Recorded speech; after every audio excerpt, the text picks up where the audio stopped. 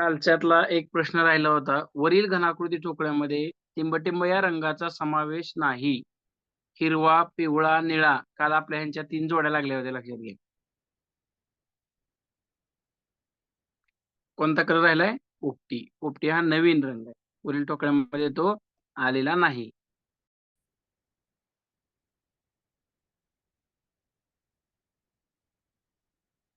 काही विद्यार्थी सोंगट्याचा काय करत आहेत?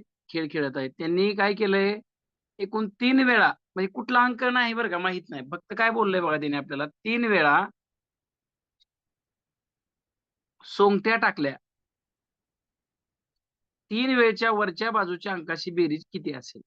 बघा 3 वेळा टाकल्या तर इथं तुम्हाला बेरीज कशी दिली आहे? कमीत कमी आणि जास्तीत जास्त. मग तुम्हाला माहिती आहे लहान अंक 1 असणार. मग तो 3 वेळा टाकला तर 3 येऊ शकते. मोठा अंक 6 असणार. तो 3 वेळा पडला तर जास्तीत जास्त किती येऊ शकते? 18 येऊ शकते. पण 17 अंक येणार आहे का? एकच अंक 3 वेळा आला वरच्या बाजूला तर त्याची बेरीज 17 येणार आहे का? नाही येणार. एकतर किती होऊ शकते? 5 3 वेळा पडलं तर 15 येऊ शकते. 4 वेळा 3 पडलं तर 12 येऊ शकते. 3 वेळा पडलं तर 9 येऊ शकते. पण इथं आपल्याला कसा दिलाय? यांच्यामध्ये असं पर्यायामध्ये दिलेला आहे. मग कशामध्ये येऊ शकते? लहान अंक 1 आहे. तो 3 वेळा पडला असा समजा. 6 अंक 3 वेळा मोठा अंक 6 आहे. तो 3 वेळा पडला असं समजा. म्हणजे 3 आणि 18 यांच्यामध्ये येऊ शकते. 4 पडलं तर बाबा 12 वेळा आहे, 12 येईल. 3 पडलं तर 9 येईल. मग इथं आपल्याला उत्तर काय येणार आहे? 3 व 18 यांच्यामध्ये येऊ शकते. 36 तर येणार नाही. कारण 3 वेळा आहे. एवढा मोठा अंक आहे का तिथं? नाही.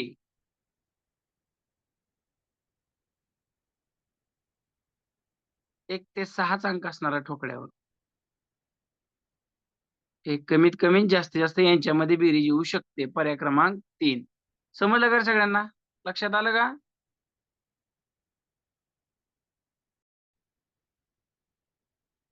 काय म्हणते बघा, खालील परिस्थितीमध्ये 4 या संख्येच्या बाजूला चिटकून असणाऱ्या बाजूवरील अंक हा असू शकणार नाही. म्हणजे 4 च्या विरुद्ध असणारा अंक लक्षात ठेवा.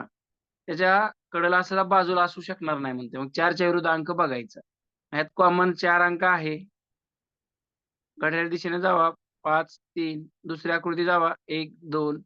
विरुद्ध जोड्या लागल्या 5 ला 1, 3 ला 2 आणि 4 ला 6. मग हा जो आहे 6 लक्षात घ्या. हा 4 च्या चिटकून असणाऱ्या बाजूवरचा अंक असू शकणार नाही. कारण हा कुठं असणार आहे? विरुद्ध असणार आहे.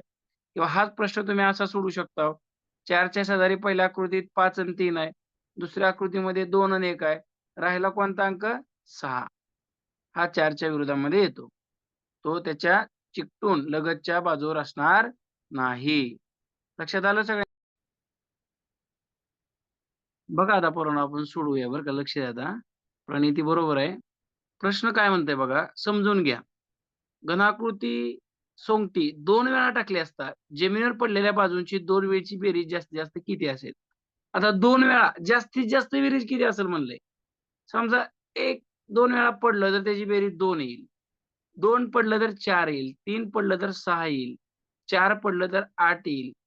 5 पडलं तर 10 येईल आणि 6 पडलं तर 12. मग याच्यामध्ये 12 6चा अंक मोठा आहे. मग धनाकृती सोंगटी 2 वेळा टाकली असता जमिनीवर पडलेल्या बाजूंची 2 वेळची बेरीज जास्तीत जास्त किती येईल? 12 येईल. लक्षात आलं सगळ्यांच्या? हे झालंय लिहून सगळ्यांचं बरं का. बघा आता लक्ष द्या. घनाकृती सोंगटी 5 वेळा टाकायची आपल्याला. तर वरच्या बाजूच्या अंकांची बेरीज कमीत कमी टाक म्हणले आपल्याला. कमीत कमी म्हणलं की लहान अंक 1 तो 5 वेळा टाका. पडला असं समजा 5 बेरीज येईल आणि जास्तीत जास्त असतं तर 30 आलं असतं. आलं लक्षात सगळ्यांच्या? बरोबर आहे. मध्ये घनाकृती सोंगटी खेळात 5 वेळा सोंगटी जर आपण टाकली, तर खालच्या जमिनीवर पडलेल्या बाजूला बेरीज जास्तीत जास्त शब्द आहे. मग जास्तीत शब्द मोठा अंक 6 माहिती आहेत. 6 पंचे 30. 30 उत्तर येणार. जवळजवळ सगळ्या विद्यार्थ्यांनी या प्रश्नाचं उत्तर पाठवलेलं आहे. छान. चार्ट बनवून सुद्धा उत्तर काढता येते तुम्हाला याचं. आता म्हणजे 6च्या विरुद्ध काय येईल थोडक्यात? 6च्या शेजारी कोणते अंक आहेत बघा? 2, 1 आहे. इकडे 4 आणि 3 आहे. राहिला कोणता अंक? 5. म्हणजे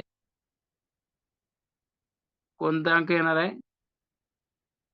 दोन्ही वेळेला जमिनीवर पडलेल्या बाजूची संख्या कोणती? म्हणजे 6च्या विरुद्ध 5 असणार.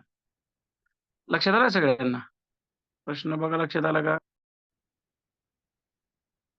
3च्या शेजारी काय-काय बघितलं आपण हां. 3च्या शेजारी काय आलं इथे 1 आणि 6. या ठिकाणी काय आहे 5 आणि 2. मग राहिलेला अंक कोणता? 4. पर्याय क्रमांक 2 उत्तर असणार आहे. आलं का लक्षात सगळ्यांच्या?